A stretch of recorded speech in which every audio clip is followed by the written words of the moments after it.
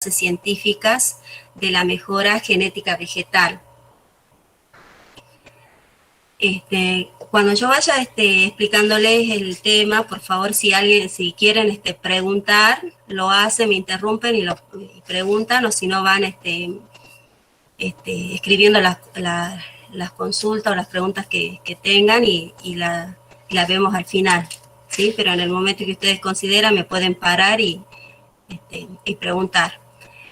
Sí, pero o sea, el chat, si lo van escribiendo las preguntas en el chat, no las voy a ir contestando en este momento porque no lo estoy viendo. Pero sí, si lo hacen a través del micrófono, va a ser mejor.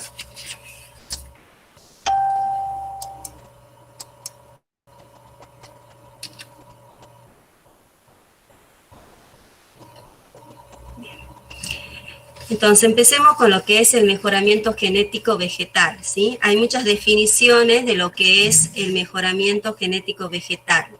Una de ellas dice que es la ciencia y el arte del manejo efectivo de la variabilidad genética, ¿sí? Ay, se demora porque a mí ya me pasó. Ya en mi pantalla parece que está... A ver...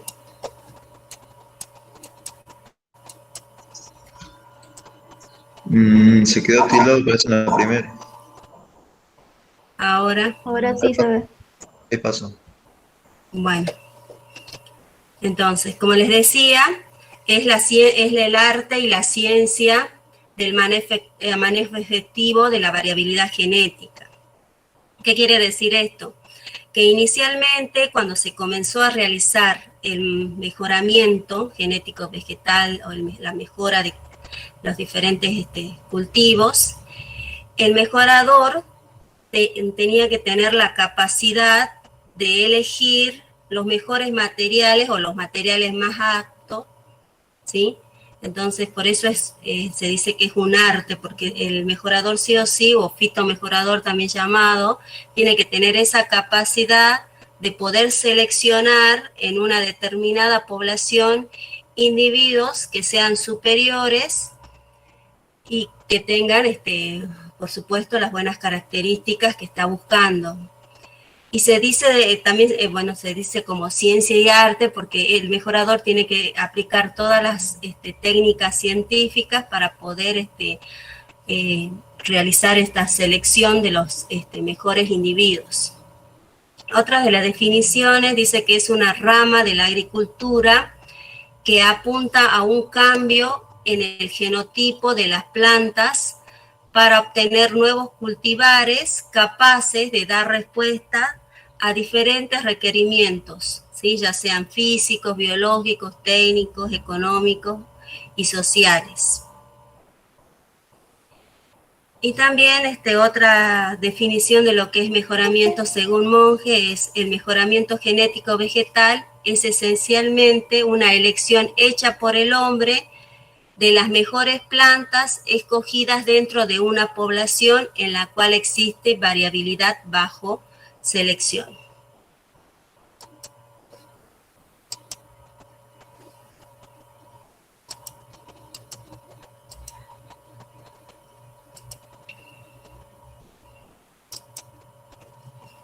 Entonces, ¿qué es el mejorador? ¿Qué hace o qué es el mejorador o el fitomejorador? ¿Sí? El mejorador o fitomejorador se dice que es un científico que utiliza un sistema organizado de manipulación genética para modificar una especie vegetal con el objetivo de hacerla más útil para un fin determinado. ¿Sí? Ese es el mejorador o fitomejorador. ¿Sí? ¿Cuáles son las funciones del fitomejorador? El fitomejorador o mejorador tiene que ser un buen observador.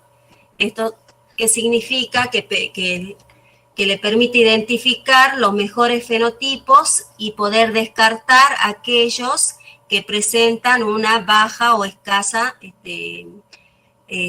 performance o características que no sean buenas.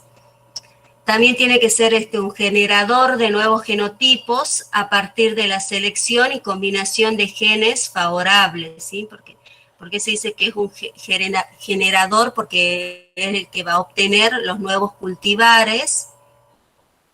Y también es un administrador de recursos, ¿sí? Va a administrar el tiempo, administra el dinero que va a hacer falta en cualquier proyecto que va a emprender de mejora, ¿sí? Entonces el mejorador va a obtener un nuevo cultivar o variedad que, según la definición de variedad o cultivar, va a ser un grupo homogéneo de individuos dentro de una especie de determinada constitución genética que se reproducen o multiplican manteniendo constante la fidelidad en sus características heredables por técnicas de mejora genética, ¿sí? El mejorador es el que, a partir de cualquier método de mejora, que ya vamos a ver más adelante, es el que va a obtener la nueva variedad o el nuevo cultivar, el cual va a ser posteriormente, va a ir a ser comercializado.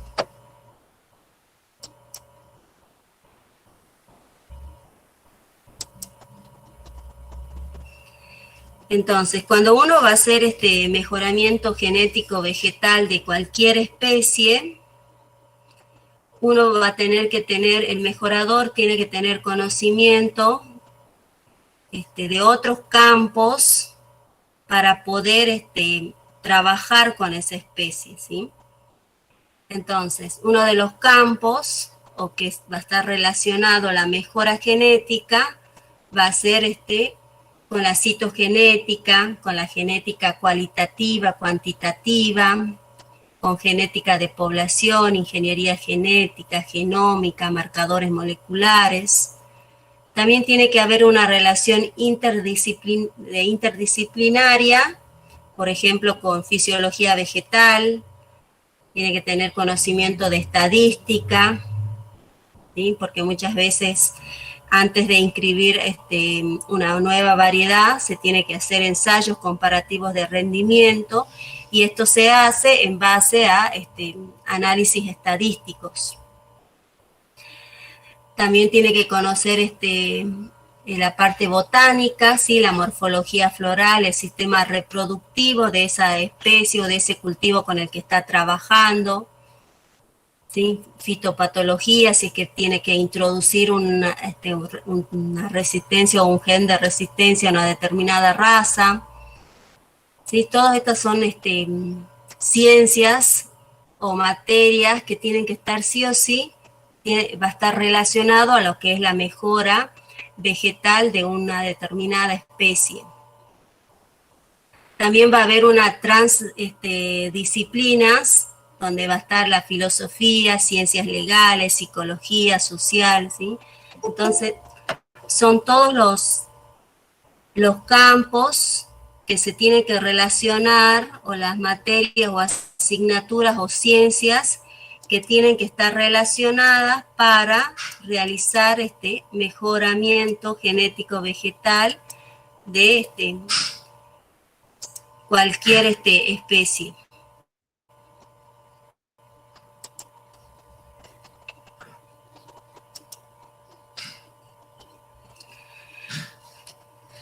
¿Cuáles son los principales objetivos del mejoramiento genético vegetal? Si bien ustedes, cuando vean un libro, agarren, hay varios objetivos, pero lo podemos resumir en 4 muy importantes y que va a englobar otros subobjetivos, digamos, dentro de los objetivos generales, lo que sería el mejoramiento genético vegetal. Uno de los objetivos más importantes es el aumento del rendimiento, ¿sí? Buscar mayor productividad, ¿sí? Obtener mayor rendimiento. Resistencia a factores bióticos y abióticos, ¿sí? Que el nuevo cultivar a obtener sea resistente a enfermedades y plagas, y resistente a factores abióticos como ser resistencia a la sequía, a la salinidad.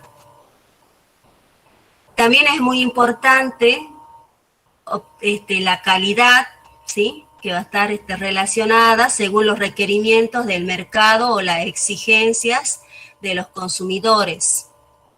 Y por último va a estar lo que está relacionado con la adaptación de los cultivares a nuevos métodos o modalidades de cultivo, como por ejemplo siembra directa, agricultura familiar, cultivos orgánicos, ¿sí? ¿Cómo podemos aumentar rendimiento? A ver, hay algunos alumnos que están ingresando y los voy a aceptar para... Bien. Entonces, ¿cómo se puede aumentar el rendimiento? El rendimiento lo podemos aumentar por dos vías, ¿sí? Una es por la vía directa, que consiste en manejar las características fisiológicas correlacionadas con la producción, ¿sí? Por ejemplo, todos aquellos componentes, trabajar directamente con los componentes de rendimiento, ¿sí? Entonces, por esa va a ser una de las vías de poder aumentar en forma directa el rendimiento, ¿sí? Otra forma de aumentar este rendimiento es a través de la vía indirecta, ¿sí? Que vendría a ser trabajando o obteniendo nuevos cultivares resistentes a factores bióticos, como es el caso de, de cultivos resistentes a enfermedades y plagas. ¿Sí? Esas son las dos formas de poder aumentar rendimiento.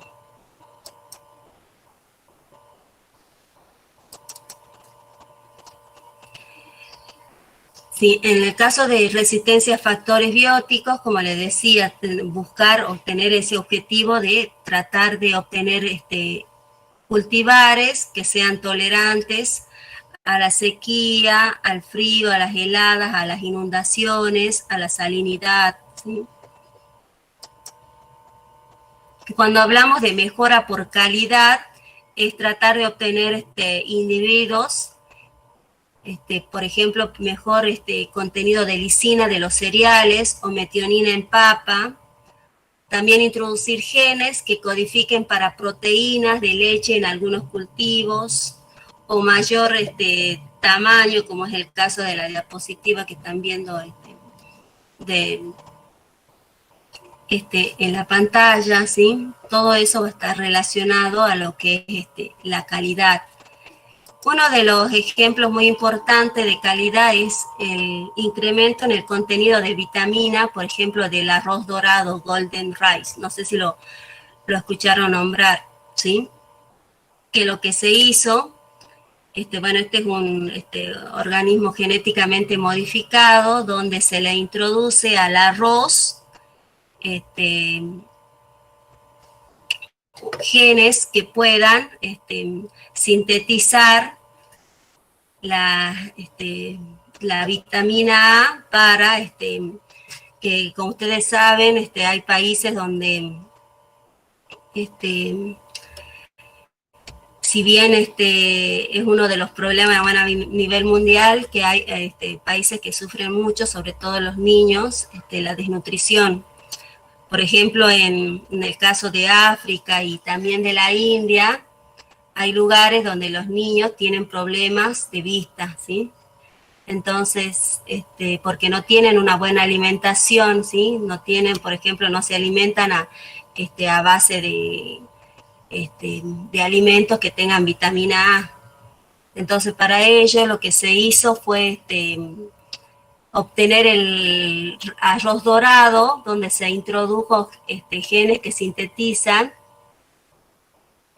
el beta-caroteno para luego sintetizar la vitamina y poder alimentar, dar este tipo de arroz a los niños y puedan no tener este problema de ceguera que suelen tener por la mala alimentación.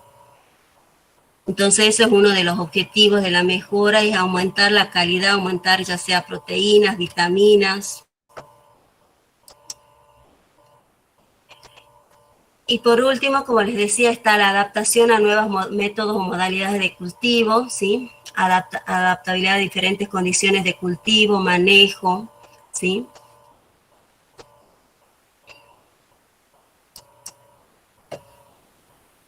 ¿Cuál es la importancia del mejoramiento genético vegetal? Los programas de mejora propician un incremento en la producción de unidades de superficie. Por ejemplo, una máxima productividad obteniendo en condiciones experimentales, ¿sí? Estos rendimientos que ustedes ven acá son a niveles, a nivel de condiciones experimentales. Sí, porque como les decía, uno de los objetivos grandes o importantes de la mejora vegetal es aumento del rendimiento, aumento de la productividad. Sí, entonces eso es lo que apunta siempre la mejora genética vegetal, obtener individuos o cultivares que tengan un mayor rendimiento, ¿sí? Entonces estos son los rendimientos en algunos cultivos que se puede obtener a nivel de productividad. Si bien cuando vamos al campo y se siembran estos cultivos en grandes superficies, no va a ser este mismo rendimiento, pero en niveles controlados de condiciones experimentales se puede llegar a obtener estos niveles de rendimiento. Existen diferentes factores que determinan la productividad agrícola en términos de cantidad y calidad, ¿sí? ¿Sí? En el caso tenemos dos tipos de factores, tanto los factores externos como los factores internos, que van a determinar la productividad de un determinado cultivar. Dentro de los factores externos tenemos los factores abióticos y los factores bióticos. Los factores abióticos van a estar relacionados con las condiciones ambientales, ¿sí? Por ejemplo, la disponibilidad de agua, nutrientes, luz, temperatura, ¿sí? Que van a influir siempre en el comportamiento y luego el cual va a repercutir en el rendimiento del cultivo. Entre los factores bióticos tenemos las interacciones ecológicas que ocurren, como por ejemplo microorganismos simbióticos, insectos polinizadores, ¿sí? Virus y diversos patógenos, ¿sí? Entre los factores internos tenemos los factores genéticos y los factores epigenéticos. La genética incluye una serie de factores internos, ¿sí? Sobre la herencia del ADN. Cuando hablamos de factores genéticos hacemos referencias a genes, alelos, heterosis, ploidías y epistasis. Y cuando hablamos de los factores epigenéticos, acá ya hacemos referencia a factores que no dependen de la secuencia primaria del ADN, pero que sí se heredan y también influyen en la forma que se expresan y manifiestan el fenotipo, ¿sí? Entonces, tanto para obtener buenos rendimientos o buena productividad, nosotros vamos a tener que hacer una optimización de estos factores, tanto los externos como los internos, para lograr nuestro objetivo. Bien.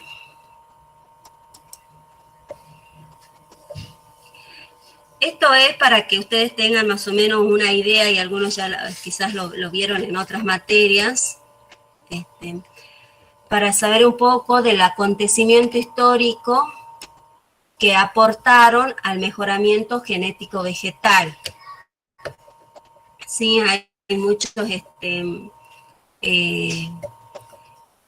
muchos acontecimientos importantes que hoy en día nos permiten llegar a obtener estos cultivares que tienen buen rendimiento, buen comportamiento en determinadas zonas. Bueno, en 1717 Thomas tuvo el primer híbrido interespecífico entre las especies de dianthus, o sea, del clavel. ¿Sí? Ya miren en qué año les hablo, donde ya se obtuvo el primer híbrido. Bueno, en 1866 apareció, bueno, Mendel, que es el considerado el padre de la genética, que lo vieron cuando cursaron genética, ¿sí? Y en 1900 se realizó el descubrimiento de las leyes de Mendel, ¿sí? En la década del 20 se describen los sistemas de cruzamiento en plantas, ¿sí? Cómo eran los cruzamientos en plantas. También en la época del 20 se realiza la primer comercialización del primer híbrido en maíz. En la década del 30 se propone el método MASAL de mejoramiento, que lo vamos a ver más adelante. Y también se propone el método SCD, que es el de descendencia de semilla simple, que también lo vamos a ver cuando veamos mejora en especies autógamas. Y en 1964, Borlaug desarrolla los trigos semienanos de alto rendimiento, ¿sí? Donde ocurre la revolución verde, donde se obtienen cultivares de trigo que son resistentes al vuelco, y que hace un salto muy grande en cuanto al rendimiento de estos cultivos. Y bueno, y en 1983 se desarrolla la primer planta transgénica en tabaco en Estados Unidos, ¿sí? Ahí es donde aparece el primer cultivo transgénico, y luego ya aparece organismos genéticamente modificados, cultivos transgénicos en maíz, en soja, en algodón, en los que ustedes actualmente, bueno, conocen.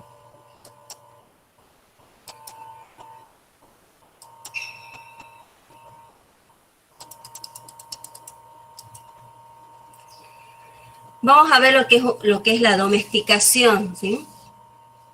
¿Qué es la domesticación? Es el proceso de pasar una especie silvestre a una cultivada por la acción deliberada del hombre. El resultado de este proceso de domesticación fueron grandes cambios morfológicos respecto a las progenies silvestres, ¿sí? Si ustedes ven acá, tenemos la especie silvestre, y bueno, vendría a ser, en el caso del maíz, el domesticado, ¿sí? Cómo sufrió estos grandes cambios, sobre todo morfológicos, a lo que es hoy en día los cultivos, ¿sí? Acá tenemos en tomate, tenemos en el banano, ¿sí? Son diferentes ejemplos de domesticación que se realizó a lo largo de los años para poder llegar actualmente a los cultivares que se obtienen, ¿sí? La domesticación comenzó hace 10.000 o 11.000 años atrás, ¿sí? Donde algunos eventos destacables de la evolución también del mejoramiento genético es la mejora genética primitiva, que está todo relacionado con la domesticación, ¿sí? Lo que hacían los antepasados. Luego pasamos a una agricultura científica en el siglo XVII-XIX. En el siglo XX tenemos el mejoramiento genético científico, donde ya aplicamos el arte más la ciencia, ¿sí? Porque hasta acá solamente era arte, o sea que el productor tenía que tener en ese entonces, en un principio, cuando empezaba a domesticar las especies, la capacidad, o el agricultor tenía que tener la capacidad de poder elegir o seleccionar individuos superiores respecto a otros que tienen bajo comportamiento, ¿sí? Respecto a algunos caracteres. Ya que a partir del siglo XX, ya aparte de tener esa capacidad de poder seleccionar individuos con buenas características, ya incluimos lo que es la ciencia, ¿sí? Y en la mejora genética actual ya tenemos la mejora genética convencional más la biotecnología.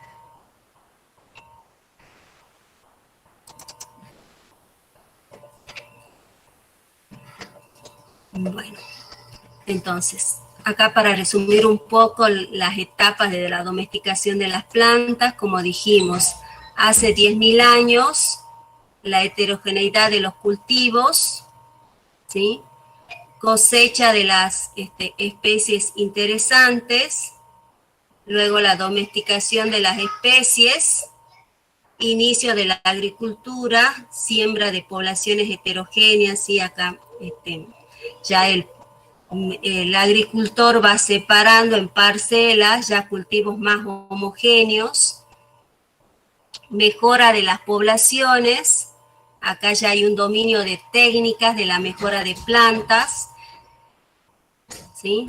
Y bueno, y por último, la creación ya de nuevas variedades, donde ya hay una alta homogeneidad de las variedades y ya con el predominio de técnicas culturales, ¿sí? ¿Me disculpan unos segundos?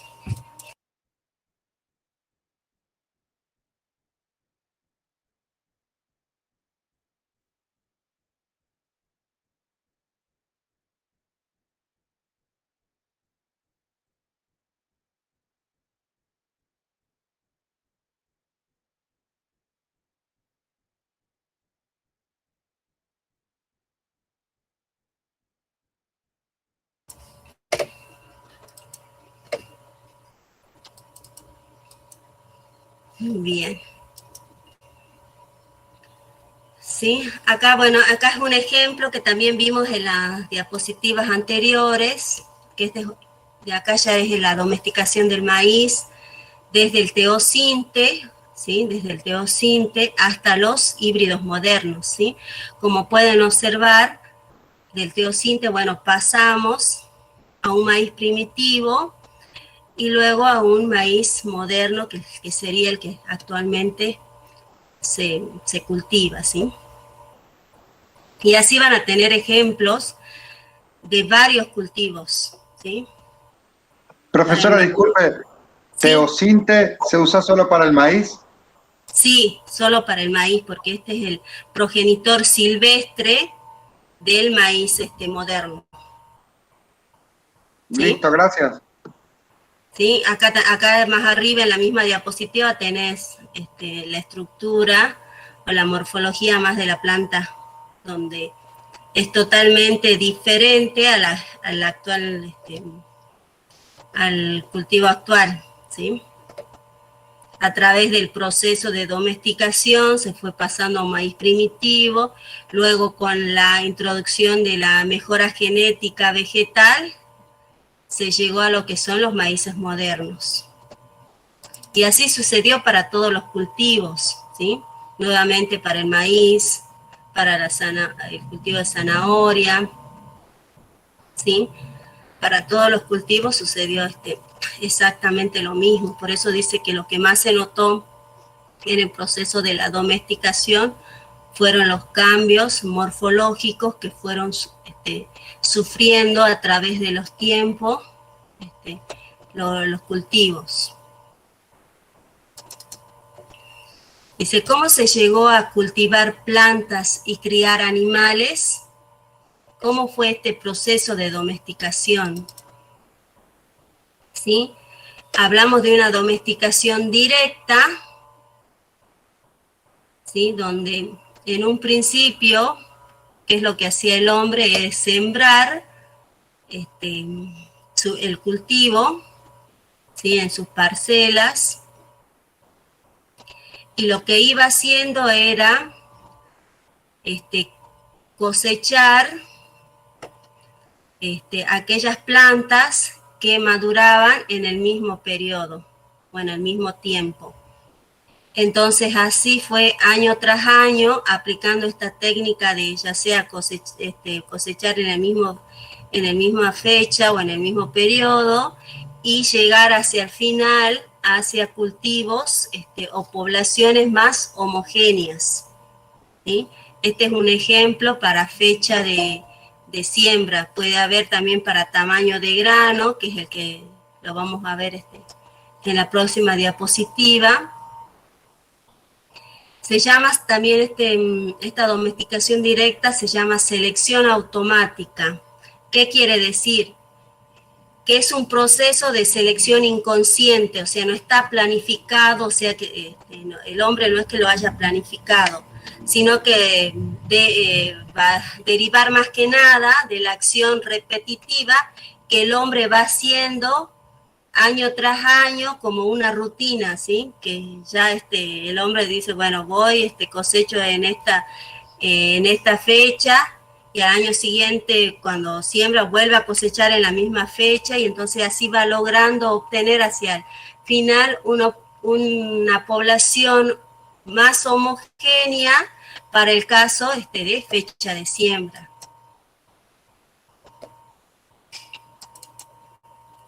Otro ejemplo de selección automática o selección directa es por tamaño de grano, ¿sí? Como ven acá, hay en la siembra, el productor tenía granos de diferentes tamaños. Entonces, ¿qué es lo que él iba haciendo? Iba seleccionando por tamaño de grano, ¿sí? Iba separando los que tenían tamaño más grande, mediano, pequeño, así todos los años en forma repetitiva, y hacia el final llegaba con poblaciones nuevamente homogéneas para el carácter tamaño de grano, ¿sí? Y así sucedió para varios ejemplos de caracteres para el cual el productor o el agricultor en esa época no es que estaba haciendo mejora ni estaba aplicando algún método de mejora, sino que lo hacía más que nada por la necesidad que tenía para obtener alimentos y así llegar a lo que obtener un mejor cultivo a lo que él que es lo que él pretendía, ¿sí? También hay una domesticación indirecta, ¿sí? Cuando hablamos de domesticación indirecta, hablamos de cultivos primarios y secundarios, ¿sí? Este es un ejemplo de centeno y trigo, ¿sí? El centeno y el trigo son cultivos que requieren condiciones ambientales muy diferentes, ¿sí? En un principio el hombre sembraba, él creía que sembraba solamente trigo, pero la semilla de trigo estaba mezclada con centeno, ¿sí? Imagínense, bueno, que lo de rojo es trigo y la verde de acá es centeno, ¿sí? Y estaban acá en otras zonas más bajas, donde el trigo se adaptaba mejor. Pero como en un principio el hombre era nómade, se iba trasladando de un lugar a otro y consigo llevaba su cultivo, y las condiciones ambientales iban cambiando, en su cultivo se veía una mayor prevalencia, por ejemplo, ya de centeno y menor cantidad de trigo. Hacia el final, donde llegaba a otras zonas con un clima totalmente distinto al de partida, ya el trigo no se adaptaba, entonces el único cultivo que se le adaptaba era el centeno, ¿sí? Por eso se dice que el cultivo primario es trigo y el cultivo secundario es centeno, ¿sí? Y así van a encontrar diferentes ejemplos también. El naranjo agrio es un cultivo primario, el naranjo dulce es un cultivo secundario, ¿sí? Es una domesticación indirecta porque no es que el agricultor, su objetivo era hacia el final seleccionar y obtener cultivo de centeno, sino que él, por su forma de vida, de ser nómade y trasladarse de un lugar a otro y cambiar las condiciones ambientales, esto hacía que un cultivo se adapte mejor a esas condiciones, y mientras que el otro, como no no estaban dadas sus condiciones para que pueda desarrollarse, desaparecía. Otro ejemplo de domesticación indirecta es lo que van a escuchar como especies protegidas, ¿sí? Que, bueno, que son especies que acompañan al hombre sin que éste también haga ningún esfuerzo para poder domesticarlas. ¿Sí? Por ejemplo, acá tenemos una tierra sin cultivo, donde después el hombre lo que hace es para poder asentarse en esa zona, aplica la roza o desmonte, y esto hace o favorece que otras especies se desarrollen en ese lugar. Y al cabo del tiempo, bueno, ya tenemos una especie protegida, como es el caso, un ejemplo es de las palmas datileas.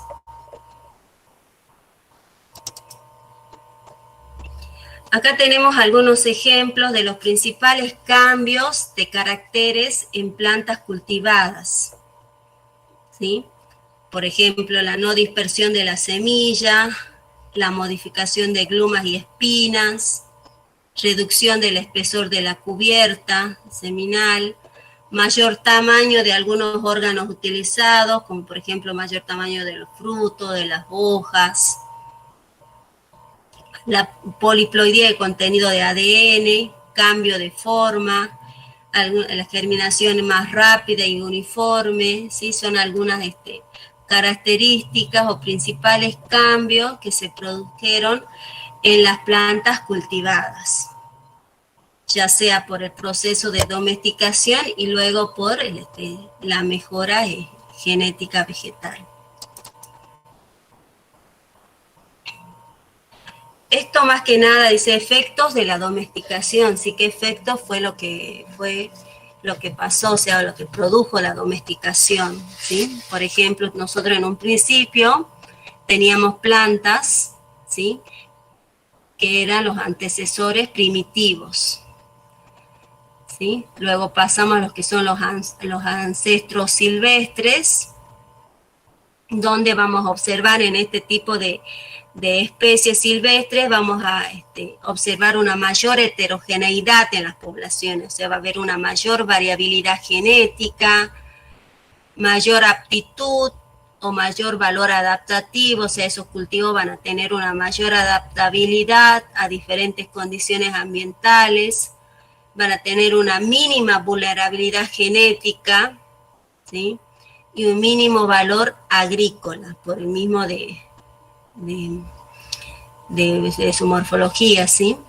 Con la aparición del hombre, ¿sí?, empieza lo que es el comensalismo, o sea que el hombre hace uso de las plantas, ¿sí?, para poder alimentarse, y luego viene lo que es la domesticación, ¿sí?, que es lo que vimos, y con la domesticación recién pasamos a lo que son las especies cultivadas, donde en un principio estas especies, estas plantas cultivadas van a tener una menor variabilidad, menor adaptabilidad, menor aptitud, van a ser algo más vulnerables porque ya van a tener un poco más de homogeneidad que los ancestros silvestres, ¿sí? Luego con la genética, el mejoramiento genético vegetal, se llega a los cultivos o variedades agrícolas actuales, donde estas van a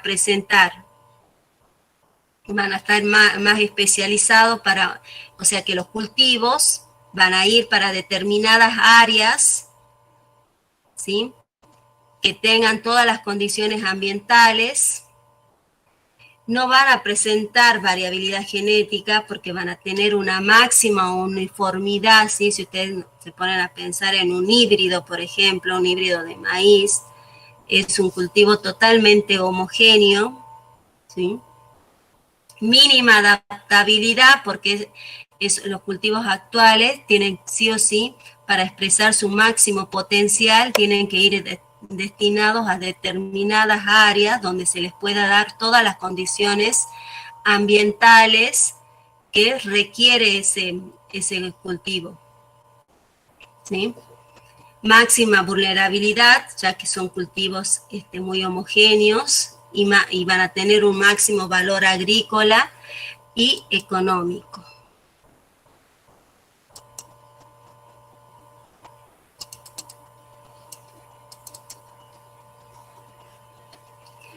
Este también es otro ejemplo muy importante para ver el estrechamiento genético de las especies vegetales de uso alimentario, ¿sí? Existen como 300.000 a 400.000 especies vegetales, de las cuales 30.000 especies son comestibles, y de estas 30.000, 7.000 son cultivos alimentarios, y de acá solo 200 cultivos alimentarios están estadísticamente registrados, y de estos 30 cultivos alimentarios son los más importantes, y de acá solamente tenemos los 3 cultivos principales, que es el maíz, el arroz y el trigo, ¿sí? O sea, acá podemos observar el estrechamiento base genético de los vegetales que nosotros utilizamos para la alimentación, ¿sí? De partir de 300 a 400.000 especies existentes, tenemos solamente 3 cultivos principales, que es lo que más se usa para la alimentación mundial.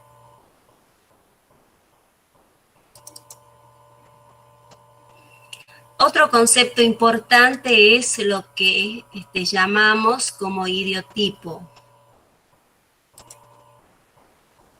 ¿Sí? ¿Qué es un idiotipo? Un idiotipo es un modelo ideal de planta para conseguir la más alta productividad, ¿sí? Es un modelo que describe explícitamente las características fenotípicas de una planta que son definidas para lograr una mayor productividad bajo determinado ambiente natural, manejo y tecnología del cultivo. ¿Sí? O sea, generalmente el mejorador, cuando va a trabajar en el mejoramiento de una especie, él va a diseñar o se va a idear el idiotipo, ¿sí? Por ejemplo, si está trabajando en trigo, él se va a imaginar qué características quiere que su nuevo cultivar tenga, ¿sí? En cuanto a altura, tamaño del grano, número de granos por espigas, y entonces él es como que le va a poner, se va a imaginar todas las características y ese va a ser su idiotipo. Dice, uno de los idiotipos formulados fue el de trigo, sí, que el que se obtuvo, el trigo semienano, resistente al vuelco.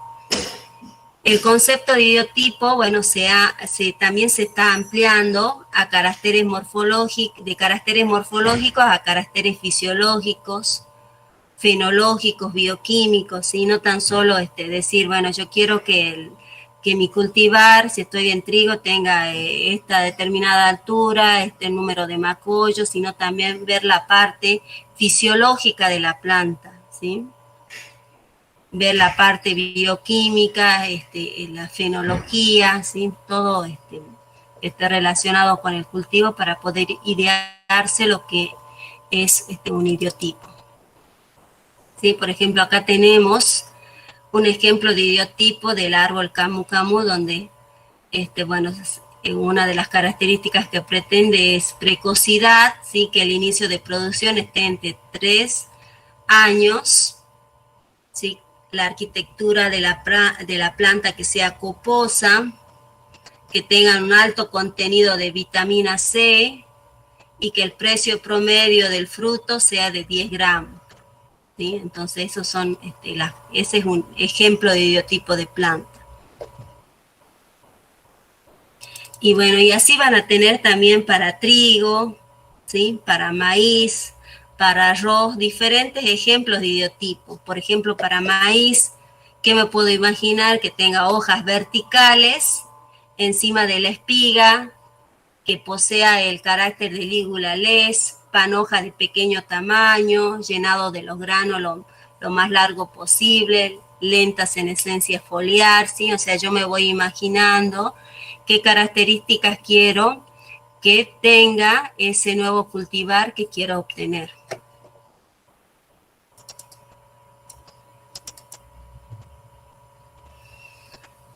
Entonces, la obtención de nuevos cultivares se realiza a través de un cambio en el genotipo, ¿sí?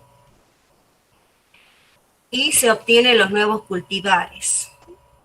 Estos nuevos cultivares tienen que dar respuesta a requerimientos, ya sea físicos, biológicos, técnicos y económicos.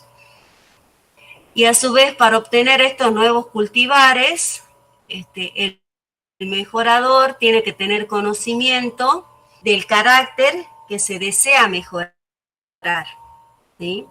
Si ese carácter es gobernado por un gen, o sea, es cualitativo, o gobernado por muchos genes, es cuantitativo, cómo es la heredabilidad de ese carácter, si es alta o baja, ¿sí? También tiene que tener en cuenta el mejorador la existencia de variabilidad, ¿sí? O capacidad para crearla, porque muchas veces nosotros cuando vamos a empezar cualquier método de selección, nosotros para poder seleccionar sí o sí tenemos que tener variabilidad genética en esa población. Y bueno, y si no hay variabilidad genética, vamos a tener que crear esa variabilidad genética. Y una de las formas de crear la variabilidad genética es a través de los cruzamientos artificiales, o sea, cruzando diferentes progenitores para poder crear variabilidad. Otra ítem importante es la capacidad de detectar la variabilidad o la habilidad del mejorador para poder observar las diferencias. Por eso decíamos que el mejorador es como, digamos, tiene que tener conocimiento del arte, porque sí o sí tiene que tener esa capacidad que le permita a él de una determinada población poder seleccionar aquellos individuos que son o que cumplen con ciertas características que está buscando, ¿sí? Y bueno, y también tiene que tener métodos analíticos apropiados para seleccionar los mejores individuos, ¿sí?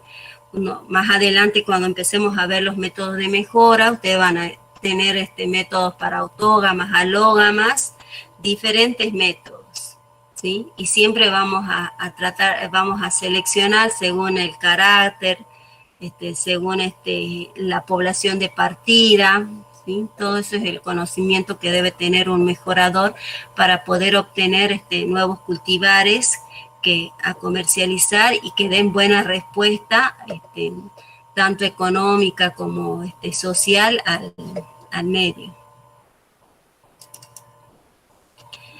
Entonces, un poco ya les hablé de esto, pero bueno, las premisas para el planeamiento de un programa de mejora genética es la existencia de la variabilidad, ¿sí? Les vuelvo a repetir, si no hay variabilidad no podemos aplicar ningún método de selección, ¿sí? Sobre todo la variabilidad que tiene que existir en la población es una variabilidad genética, ¿sí? Tenemos que partir de poblaciones heterogéneas, y si no tenemos esas poblaciones heterogéneas o no tenemos en esas poblaciones variabilidad, tenemos que crearla, esa variabilidad, ¿sí? Sí, una de las formas de crear es a través de los cruzamientos artificiales, como les dije.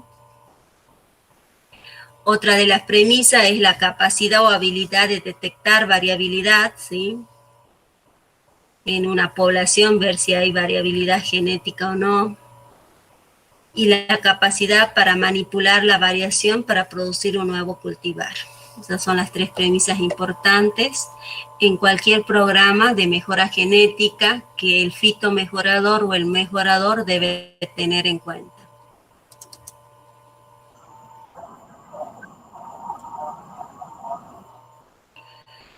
¿Cómo se detecta la variabilidad? O sea, vos vas a tener sí o sí, o sea, el mejorador, el que hace mejorador, generalmente siempre se especializa en una sola especie. Ustedes van a encontrar mejoradores en maíz, mejoradores en trigo, mejoradores en soja, sí, cada mejorador se especializa en ese cultivo. Entonces el mejorador debe conocer todo sobre ese cultivo, desde la parte reproductiva hasta el manejo. Entonces él va a partir de poblaciones, o si es que tiene variabilidad, y si no, va a tener que partir de cruzamientos. Y ya sea si partir de poblaciones donde haya variabilidad, él tiene que tener la capacidad de poder diferenciar esa variabilidad, ¿sí? Porque quizás nosotros que no somos experimentados, vamos al campo y vemos todos los individuos, o sea, vemos por ejemplo un cultivo de maíz, y lo vemos todos, fenotípicamente lo estamos viendo que son todos iguales, ¿sí? Lo observamos y nos vemos que todas las plantas son iguales. Entonces, el mejorador, como ya es una persona más experimentada, con mayor experiencia, él va a tener esa capacidad de poder diferenciar individuos que sean diferentes en esa población, ¿sí? A eso hace referencia. ¿Sí? Igual cuando hablamos de crear la variabilidad, ¿sí? Que hace referencia, por ejemplo, que usamos mucho los cruzamientos artificiales. A nosotros cuando vayamos a hacer un cruzamiento artificial, como no estamos entrenados, nos va a ser imposible poder realizar esa técnica. Pero ya como las personas que lo vienen haciendo año tras año, ya tienen experiencia y lo hacen más rápido, o sea, lo hacen en un segundo, ya hacen cruzamientos, ¿sí?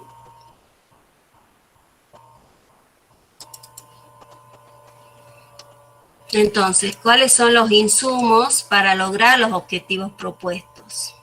De nuevo decimos que haya en nuestra población variabilidad disponible, que esa variabilidad disponible en esa población sea manejable, ¿sí?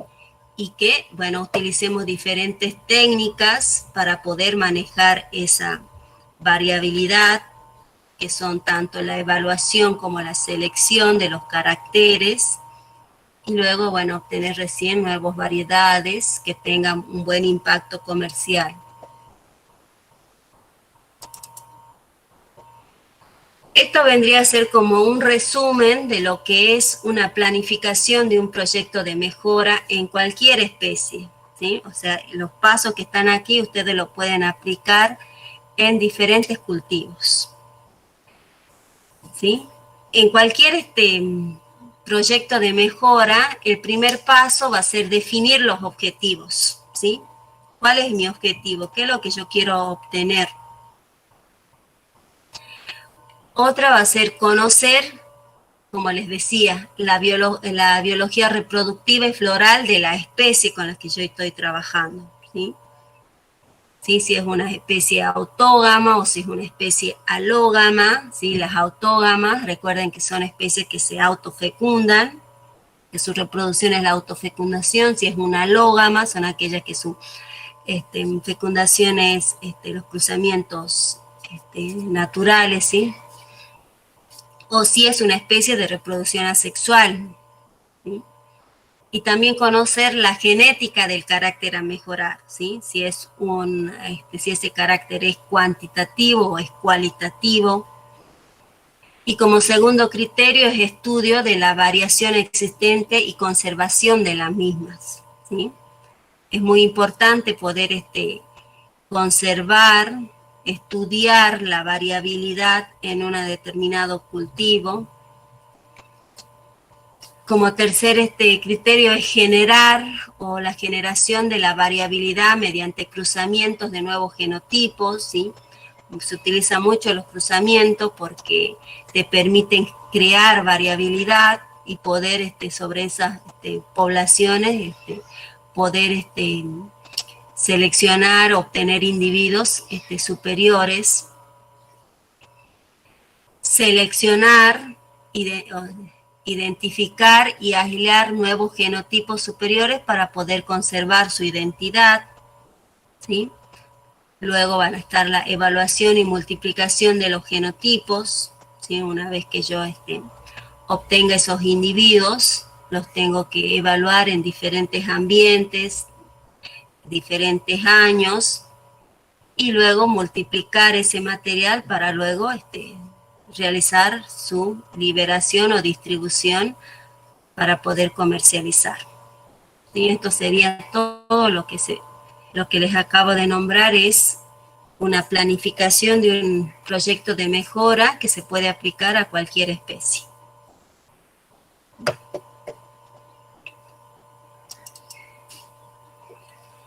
Bueno, acá en estas diapositivas tenemos el mejoramiento genético convencional, mutaciones e ingeniería genética, ¿sí? Diferentes formas de hacer mejoramiento genético, ¿sí?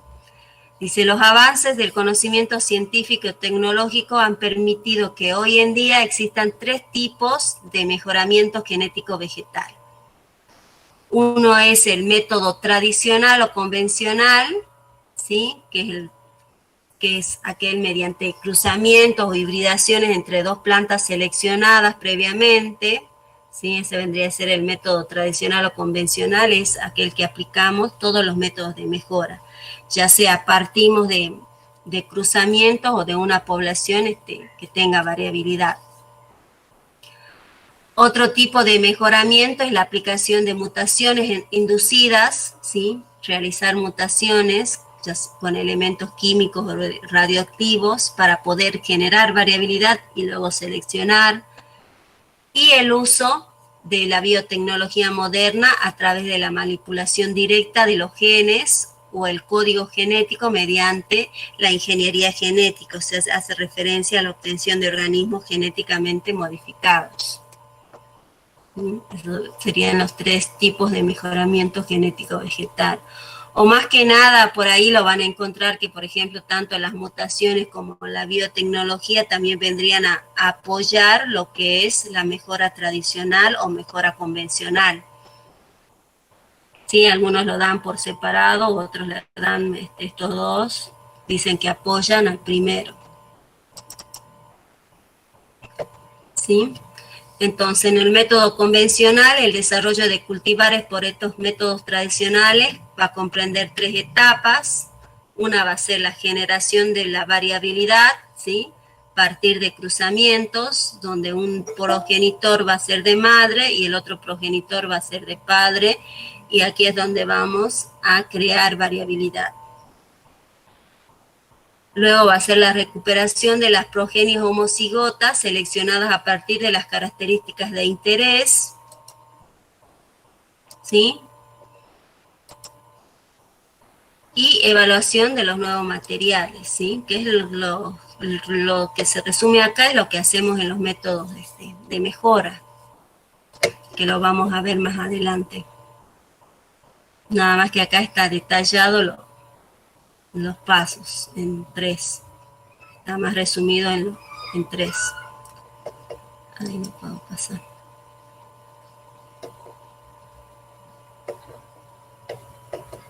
No puedo pasar a la siguiente diapo. Esperen un segundo.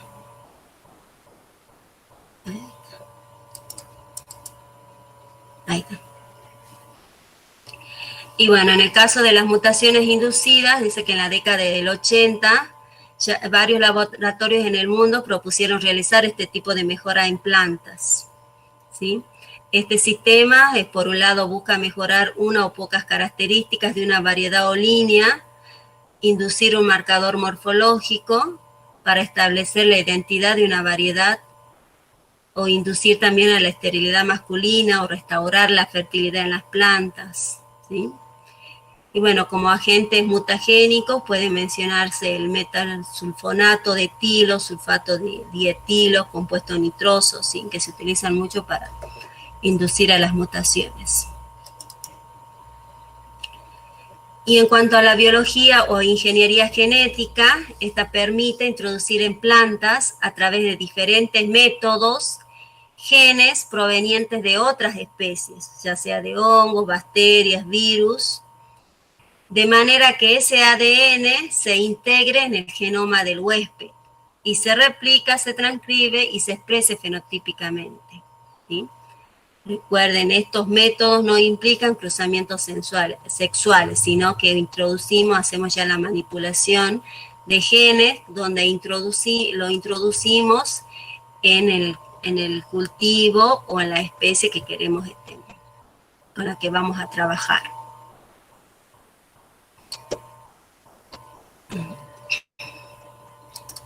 Sí, bueno, estos serían los pasos de los que son para llegar a obtener una variedad transgénica, ¿sí?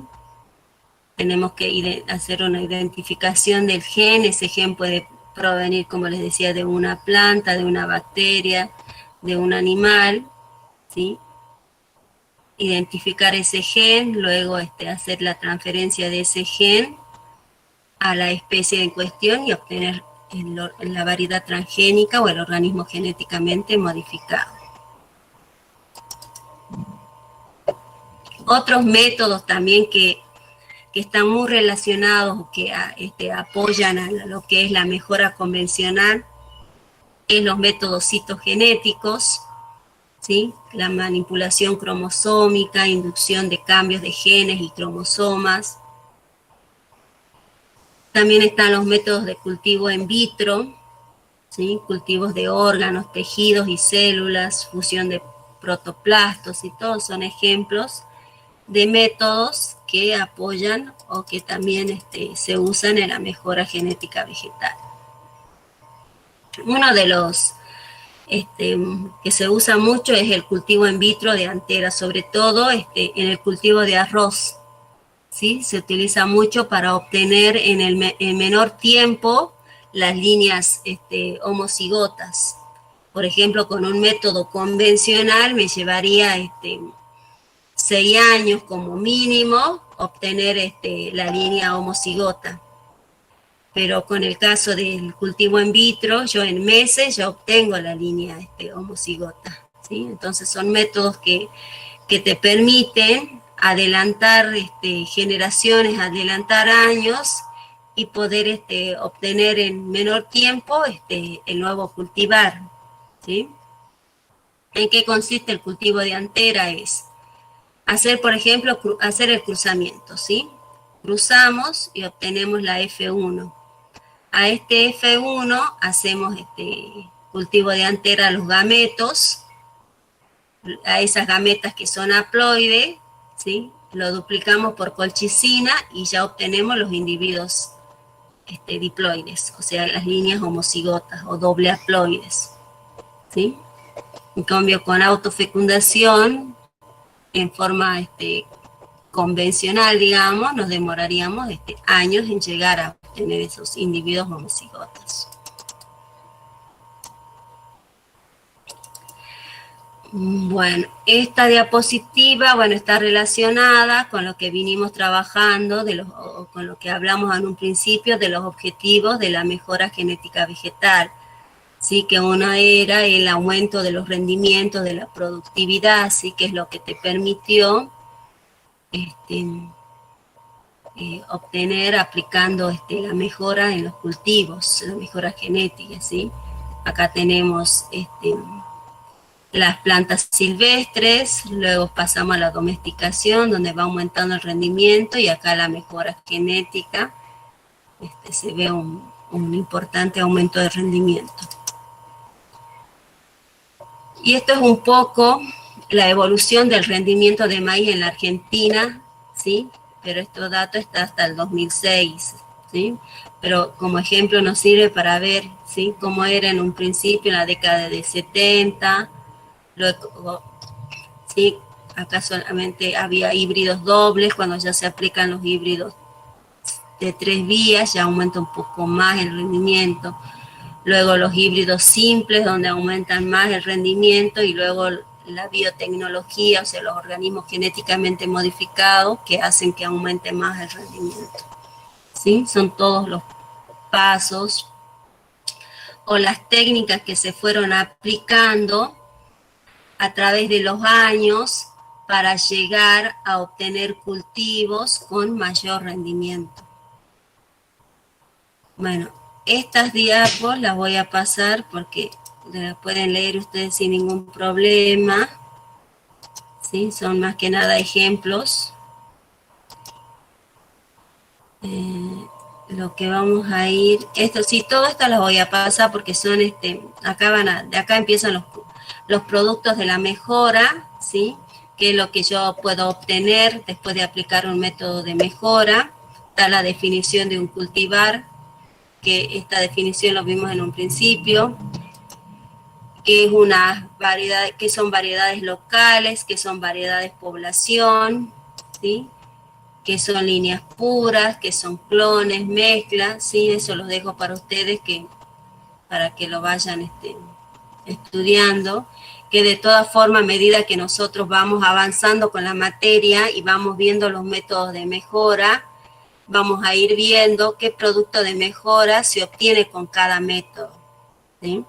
Y ahí, bueno, ya van a saber qué es una línea pura, qué es un híbrido, qué es una variedad población, qué es una variedad sintética, ¿sí? Entonces eso los dejo para ustedes, para que lo lean. Y acá vamos a entrar un poquito, que es lo último, y ya termino, que es la biología reproductiva y floral, su importancia en la mejora genética, ¿sí? Como les decía, que es muy importante que nosotros, los que se van a dedicar a lo que es la mejora de una determinada especie, conozcan la biología reproductiva y floral de esa especie, ¿sí?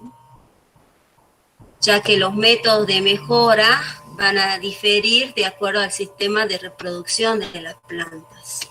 No es lo mismo aplicar un método en plantas autógamas que en plantas alógamas o que en plantas de reproducción asexual. Entonces, por eso es muy importante poder conocer la biología reproductiva y floral de las plantas, ¿sí? Nosotros tenemos dos tipos de reproducción en las plantas, la reproducción asexual y la reproducción sexual, ¿sí? Que ustedes vienen estudiando desde que ingresaron a la carrera, ¿sí? Para hacer un poco de repaso nomás sobre estos temas. En la reproducción asexual, los individuos se forman a partir de un único individuo, ¿sí? Todos los descendientes son genéticamente idénticos, ¿sí? O sea, van a ser idénticos a la planta madre que le dio origen, o sea, son clones.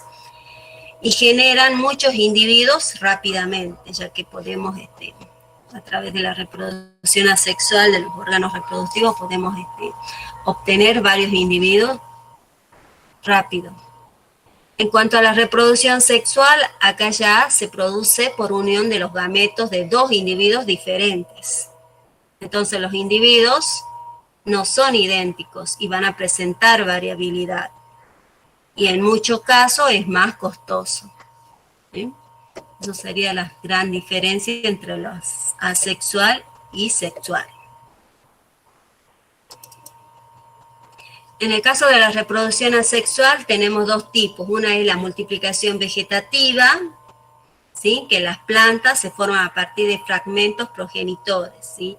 Ya sea de tubérculos, rizomas, bulbos, estolones, ¿sí? Y tenemos lo que se llama apomixis, que es una reproducción asexual por medio de semillas, ¿sí? O sea, se obtiene la semilla botánica como se obtiene la reproducción sexual, pero esta es un tipo de reproducción asexual, ya que acá no hay meiosis ni fecundación, sino que los embriones se forman en forma autónoma ya sea puede ser de tejido nucelar o de la nucela, y estos individuos son genéticamente idénticos a la planta madre, ¿sí? Eso es la apomixis, ¿sí? Es una reproducción asexual por medio de semilla, donde esta semilla que se obtiene es idéntico, o sea, es un clon porque es idéntico a la planta madre, ya que no se produce la fecundación y tampoco hay meiosis ni nada de los procesos de reproducción sexual. ¿Sí? Generalmente la apomixis, van a encontrar plantas apomísticas en muchas especies forrajeras, más que nada. Y en los cítricos también hay apomixis. La mayoría de las plantas, bueno, ornamentales, varias hortícolas, árboles frutales, caña de azúcar, papa, batatas, gramíneas forrajeras, se propagan, bueno, por este método de reproducción asexual. ¿Sí? Bueno, acá tenemos forma de reproducción asexual, pero en forma de multiplicación vegetativa, ¿sí? Que es diferente a lo que yo les acabo de decir de la apomixis. Y en cuanto a las plantas de reproducción sexual, lo vamos a clasificar en dos grandes grupos, ¿sí? En plantas autógamas y plantas alógamas. Las plantas autógamas son aquellas plantas que van a recibir polen propio, o sea que el polen propio de la misma planta va a fecundar a los óvulos, ¿sí? O sea que se autofecunda. Y desde el punto de vista de la mejora genética, la vamos a considerar plantas autógamas, todas aquellas que tengan hasta un 4% de cruzamiento natural, ¿sí? Menos del 4% de cruzamiento natural es planta autógama. En cambio, las plantas alógamas van a ser aquellas que van a tener un elevado porcentaje de cruzamiento, ¿sí? Más del 95%. ¿Sí? Y bueno, y después vamos a tener las preferentemente autógamas, ¿sí? Como hacer acá la autogamia va a variar según condiciones ambientales extremas, ¿sí?